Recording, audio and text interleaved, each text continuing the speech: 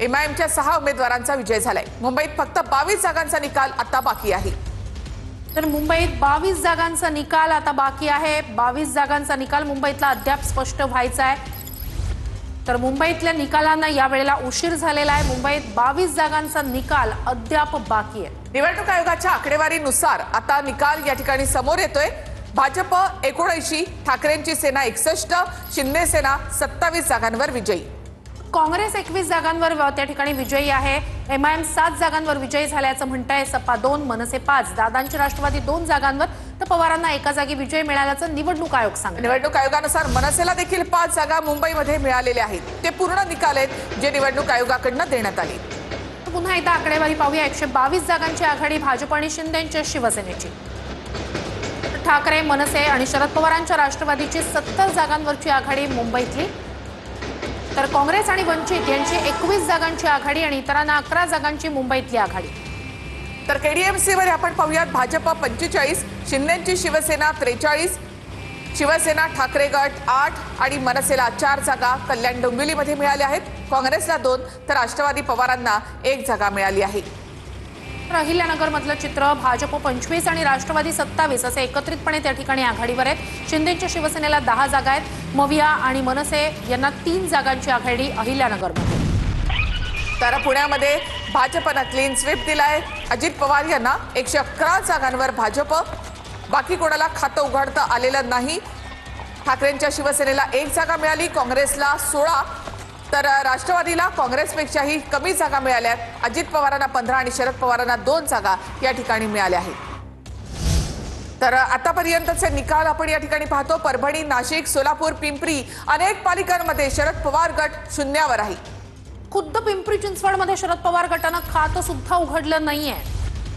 तर परभणी, नाशिक, सोलापूर, पिंपरी अनेक पालिकांमध्ये शरद पवार गट शून्यावर। शरद पवार गटाकडनं कोणताही प्रचार दिसला नव्हता। शरद पवार स्वतःही या निवडणुकीमध्ये मैदानात उतरले नव्हते। प्रभाग 114 मध्ये मुंबईत ठाकरेंच्या सेनेच्या राजुल पाटील विजयी झालेले आहेत। 99 मध्ये ठाकरेंच्या शिवसेनेच्या उमेदवार विजयी झालेले आहेत। फेर मतमोजणीमध्ये विशाखा राऊत अखेर विजयी झालेले आहेत। फेर मतमोजणीमध्ये विशाखा राऊत विजयी झाल्यात। सदा सरवणकर यांची लेख पुन्हा एकदा पराभूत झाली आहे।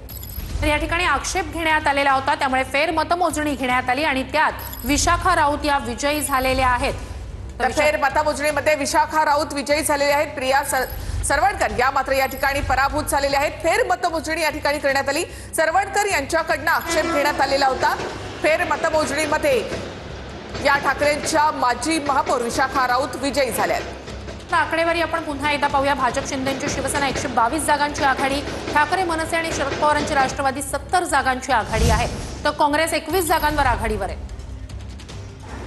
तर आणखी एक महत्त्वाची बातमी आपण या ठिकाणी पाहूयात। निवडणूक आयोगाकडनं आकडेवारी येते। इतर चित्र स्पष्ट झालंय। नाशिकमध्ये भाजपला 72 जागा मिळाल्यात। शिंदेच्या शिवसेनेला 26 आणि दादांच्या राष्ट्रवादीला 4 तर शिवसेनेला 15, ठाकरेंच्या शिवसेनेला 15, मनसेला 1, काँग्रेसला 3 अशी ही एकत्रित आकडेवारी त्या ठिकाणी दिसते।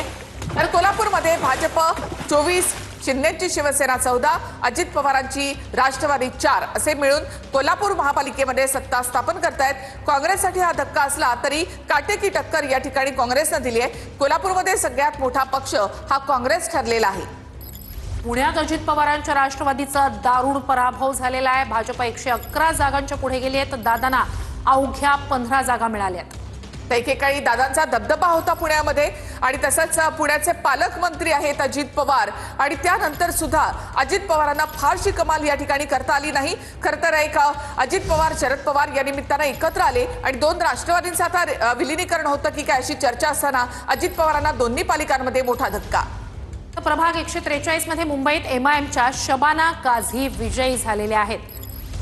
तर मुंबईतली अपडेट प्रभाग 143 मध्ये एमआयएमच्या शबाना काझी विजयी झाल्या आहेत। एमआयएमची एंट्री आहे मुंबईतली आणि 7 जागा विजयी दाखवत आहेत। 8 उमेदवार एमआयएमचे विजयी झाल्याचं आता मुंबईत समोर येत आहे। तर मुंबई प्रभाग 143 मध्ये एमआयएमच्या शबाना काझी या विजयी झाल्या आहेत।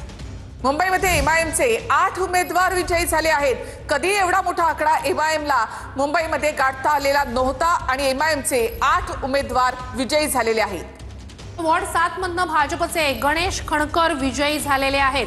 महत्त्वाची लढत होती। वॉर्ड 7 मधून भाजपचे गणेश खनकर हे विजयी झालेले आहेत. सौरभ घोसाळकर त्यांच्या विरोधात होते, ते पराभूत झाल्याचं या ठिकाणी दिसतंय. सौरभ घोसाळकर यांच्याकडनं इथे फेरमतमोजणीची मागणी करण्यात आलेली होती. त्यानंतर गणेश खणकर हे विजयी झालेले आहेत. तर ठाकरे गटाच्या घोसाळकरांचे पुत्र या ठिकाणी पराभूत झालेले आहेत.